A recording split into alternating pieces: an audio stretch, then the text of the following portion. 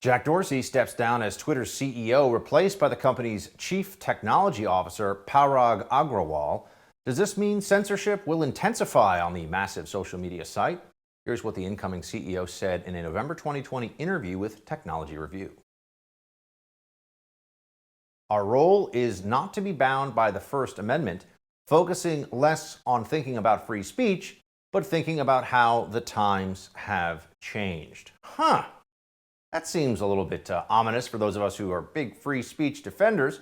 Joining me now is contributor here at the First TV and columnist at the Washington Examiner, Tina Lowe. Tina, what do you make of this?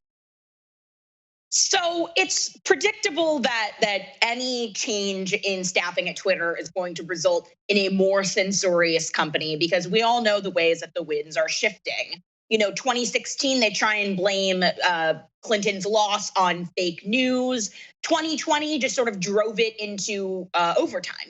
You have now entire beats of reporters just on not even disinformation, but misinformation. The idea that something can be the truth, but if you don't present the right context of the truth or the left-approved narrative of the truth, that it's not actually the truth. So the big issue that Twitter is going to have going forward is that Jack Dorsey was one of the few CEOs in spirit who believed that his platform was designed for some sort of concept of free expression. Obviously, the hypocrisy was rampant. The fact that the Chinese Communist Party is allowed to have their whole host of accounts. You have actual genocide deniers from Iran, and yet, we're deplatforming people for saying women are women, and deplatforming President Trump on January 6th.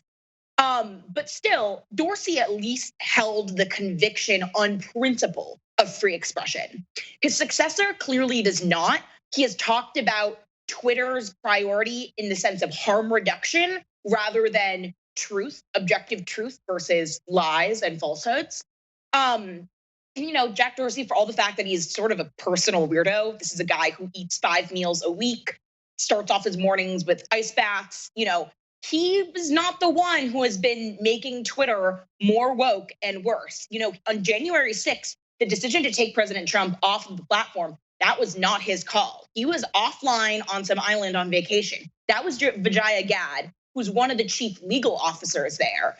And so those are the people who are going to be making the big decisions going forward. And that should scare people who still like Twitter as at least a realm of somewhat free expression. Speaking of who's making the call here and whether we should, those of us who believe in free speech at some level, I know it's a private company, we get into all these, public marketplace versus, but putting that aside for a second, if they are, or rather public square and private company, if they're not going to make a distinction, this is what Agrawal, the new CEO, tweeted, I think in 2010.